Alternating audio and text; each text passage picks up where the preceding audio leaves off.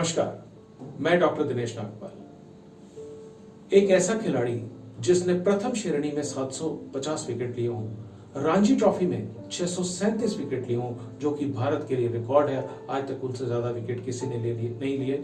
26 साल तक उनका लंबा क्रिकेट करियर चला और सुनील गावस्कर सरीखे महान बैट्समैन उनको बहुत ऊंचा दर्जा देते थे। दरअसल सुनील गावस्कर तो ये कहते थे कि मैं इस बॉलर को खेलने से हमेशा डरता था, घबराता था, क्योंकि ये बहुत ही अच्छे लेफ्ट आर्म स्पिनर थे। जी हाँ, मैं बात कर रहा हूँ श्री राजेंद्र गोयल की, जो इतवार 21 जून को इस दुनिया को छोड़कर 77 साल की उम्र में चले गए। शायद भारत के सबसे महानतम क्रिकेटर्स में से एक। ये अलग बात है कि दुर्भाग्यवश उनको टेस्ट मैचेस और वनडे इंटरनेशनल में भारत के लिए खेलने का मौका नहीं मिला। वरना आप जिनसे भी बात कर लीजिए, जो लोग क्रिकेट के जानकार हैं, जिन्होंने क्रिकेट को बहुत नजदीक से देखा है और जो उनके साथ खेले हैं, जैसे कि महान स्पिनर बिशन सिंह बेदी, जो कि बहुत ही महान लेफ्ट आर्म स्पिनर माने जाते हैं। ये कहा जाता है कि उनका जो एक्शन और सब कुछ वो पोएट्री इन मोशन, ऐसे लगता था वो गेंद नहीं डाल रहे हैं, जैसे कोई कविता पढ़ रहे हैं। इतना रिदमिक सब कुछ उनका था। बिशन सिंह बेदी भी उनको बहुत ऊंचा दर्जा देते हैं। बिशन सिंह बेदी कहते हैं, Rajendra Goyal was a master of his craft, I was only lucky to have played. Sunil Gavaskar ने अपनी किताब लिखी 1983 में, आइडल्स, जिसमें भारत के महान क्रिकेटर्स की बात की गई। उसमें सिर्फ 2 ऐसे क्रिकेटर जिन्होंने टेस्ट मैच नहीं खेला, उनकी बात की गई। वो थे श्री राजेंद्र गोयल और पद्माकर शिवालकर। राजेंद्र गोयल के बारे में जैसा मैंने पहले कहा कि सुनील गावस्कर कहते थे, I used to dread facing him because he was one bowler जो कि बहुत एक्यूरेट थे, फ्लैट ट्रेजेक्टरी से बॉल करते थे और फ्लाइट भी जब करते थे, चाहे पिच फ्लैट हो, लेकिन स्पिन निकालते थे। और ये उनके रिकॉर्ड से भी बहुत बहुत क्लियर है।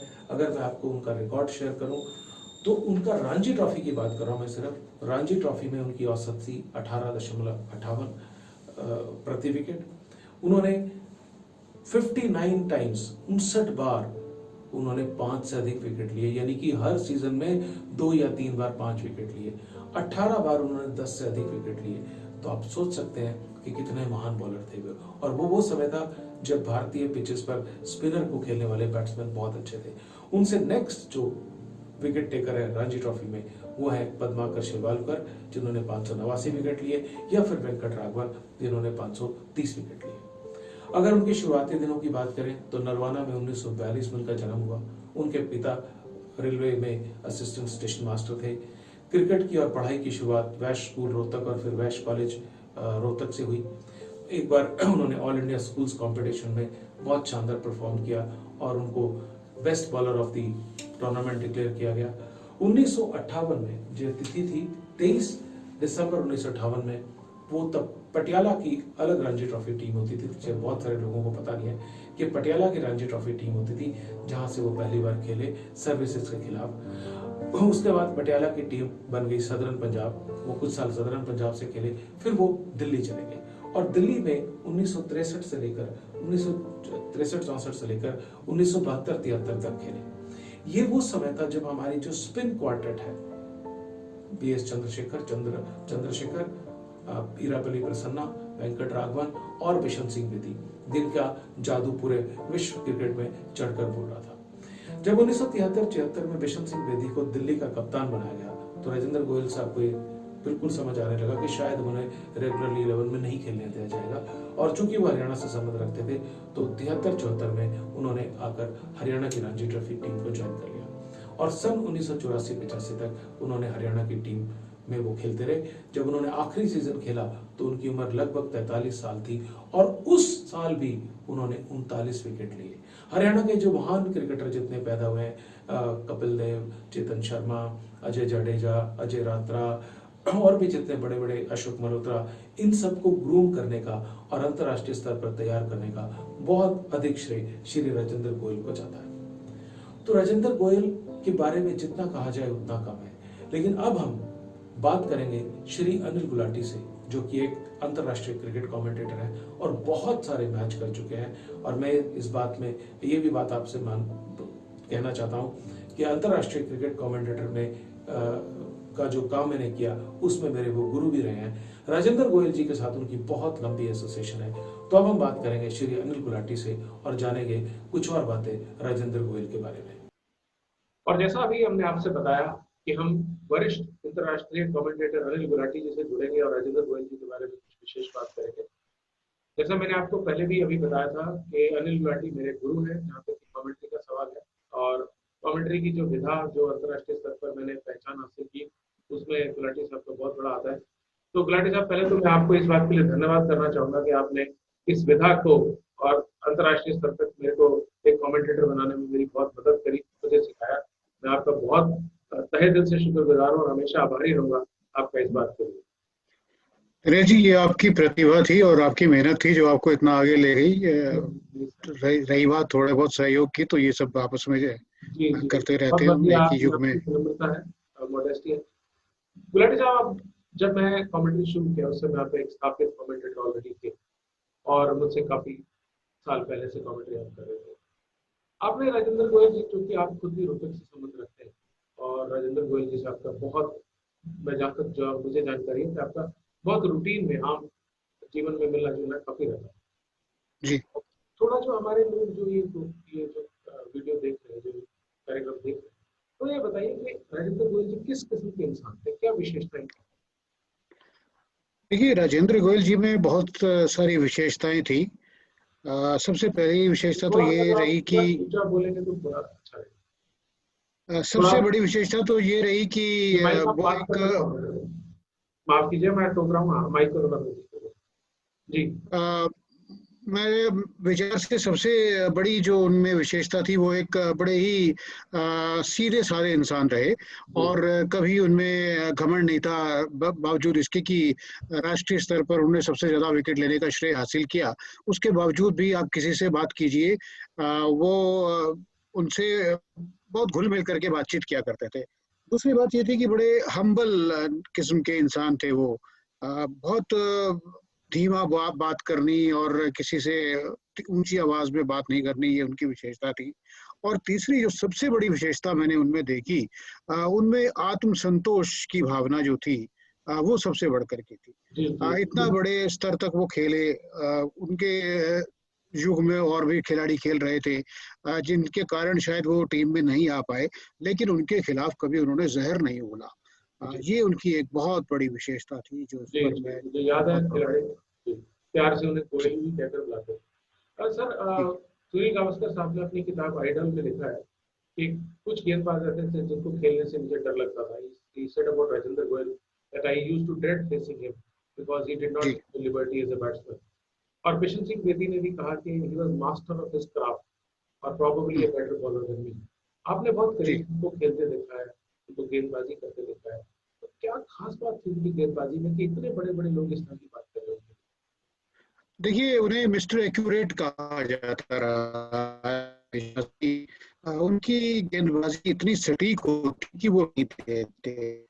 ये बात ये है कि गेंदबाजी में पैनापन भी होता। बेदी की गेंदों में फ्लाइट होती थी, लेकिन इनकी जो फ्लटर ट्रेजेक्टरी की गेंदें आती थी जिससे बैट्समैन को खेलना बहुत मुश्किल हो जाता था। मुझे याद आ रहा है 1980 का, शायद 1979-80 का रणजी ट्रॉफी का सेमीफाइनल रोहतक में खेला गया था, जी जिसमें गावस्कर साहब भी आए थे और रवि शास्त्री थे, संदीप पाटिल थे, सुरू नायक थे, करसन घावरी थे, दिलीप वेंगसरकर थे। ये तमाम लोग रोहतक में आए थे। और ऐसा समय एक आया था कि उनको खेलना यहाँ बहुत मुश्किल हो गया था। गावस्कर बहुत परेशान हुए थे उन्हें खेलते हुए। वो मुझे कुछ कुछ पल याद आते हैं। उसके बाद दूसरी इनिंग्स में जब जहाँ तक मुझे याद आता है 24-25 के स्कोर पर 5 खिलाड़ी मुंबई की टीम के आउट हो गए थे लो स्कोरिंग मैच। हालांकि दूसरी तरफ से भी पद्माकर शिवालकर खेल रहे थे जो एक गोयल के ही बराबर के दिग्गज जी गेंदबाज रहे हैं डोमेस्टिक क्रिकेट के। उस जमाने में शून्य पर मुझे याद है उन्हें आउट किया था गोयल ने सुनील गावस्कर को। और उस जमाने में पाटिल भी बहुत जल्दी आउट हो गए थे, रवि शास्त्री का विकेट भी बहुत जल्दी निकाल दिया था।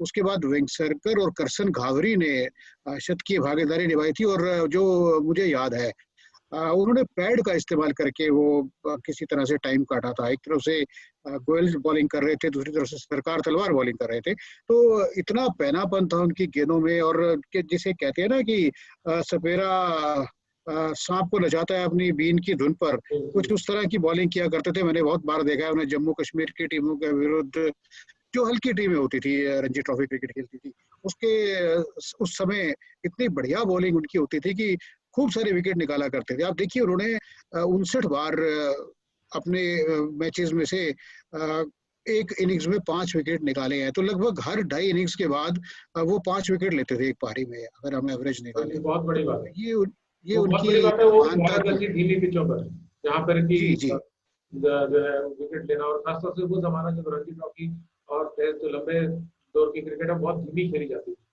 तो उस जी, जमाने बहुत बहुत बढ़िया जमाना होता था। उस जमाने में सब तमाम दिग्गज खिलाड़ियों के लिए रणजी ट्रॉफी खेलना जरूरी होता था, में। और वो लोग मैदान में उतरते थे, उनके खिलाफ बॉलिंग करते रहे ये, और बहुत विकेट्स निकाले उन्होंने। तो शायद यही कारण रहा होगा कि सुनील गावस्कर साहब ने उन्हें इस तरह से कहा। और मुझे याद आता है कि इंसिडेंट, जब हम लोग अहमदाबाद में एक मैच की कमेंट्री करने के लिए गए, तो गावस्कर साहब को मैंने अपने आप को इंट्रोड्यूस करवाया, तो छूटते ही बोले, आप रोहतक से हैं, गोयल साहब का क्या हाल है, कैसे हैं वो।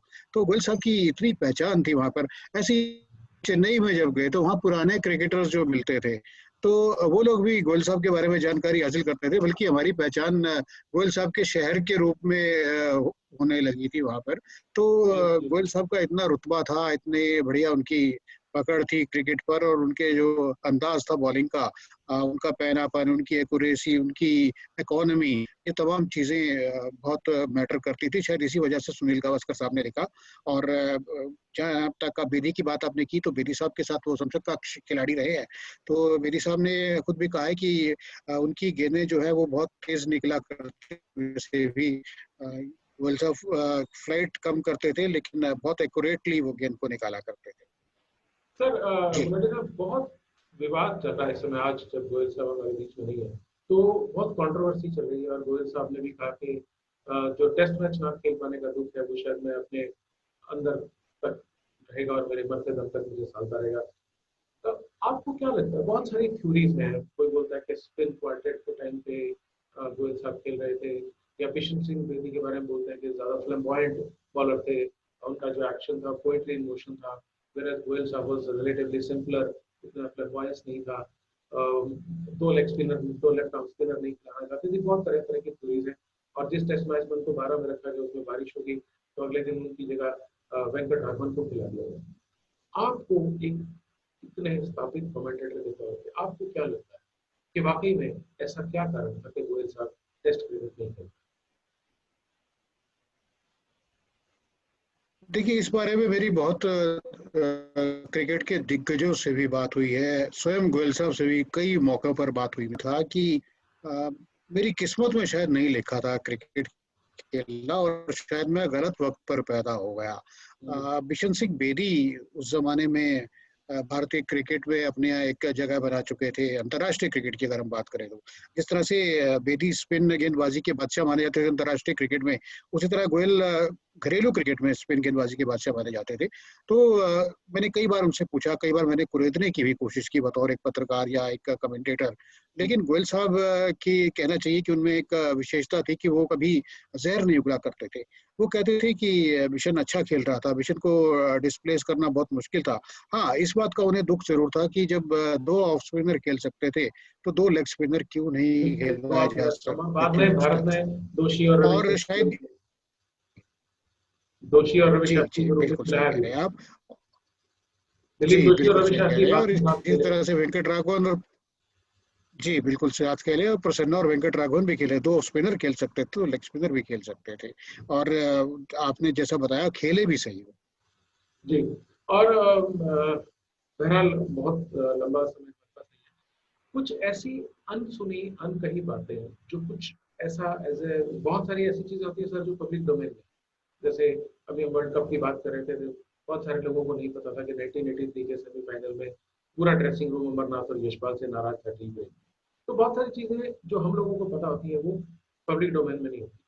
तो कुछ ऐसी बातें, कुछ रोचक उनके करियर से जुड़ती हुई कुछ दो तीन, तो एक ऐसी बात बताइए जो बिल्कुल अनोखी है।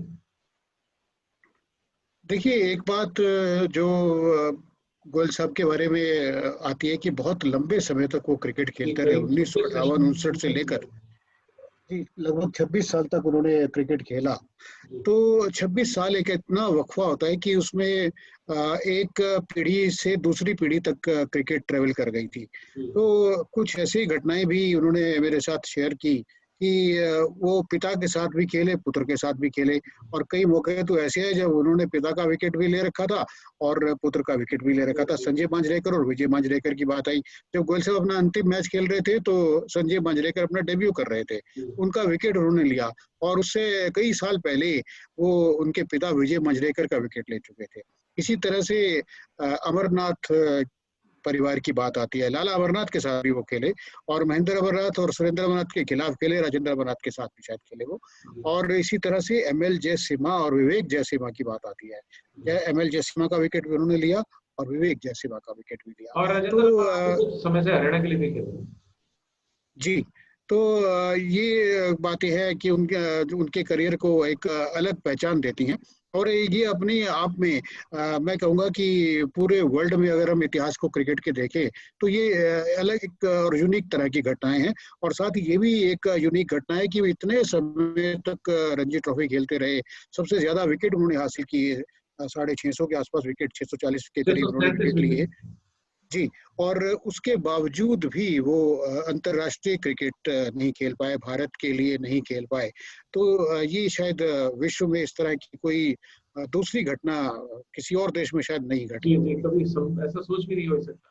खिलाड़ी साहब जी। एक और आज कुछ बात सुनने में आई कि जब कुछ कोई डकैत का कुछ किस्सा था गोयल साहब के साथ, वो आप जरा बताइए हमारे जो साथ लोग जुड़े जी, हैं। एक एक दिन मैं उनसे पास बैठ के बातचीत कर रहा था, बहुत साल पुरानी बात है ये, तो उन्होंने एक अपनी एल्बम में से चिट्ठी निकाली। ये एक चिट्ठी एक भोखा सिंह यादव नाम के डकैत ने लिखी थी उन्हें।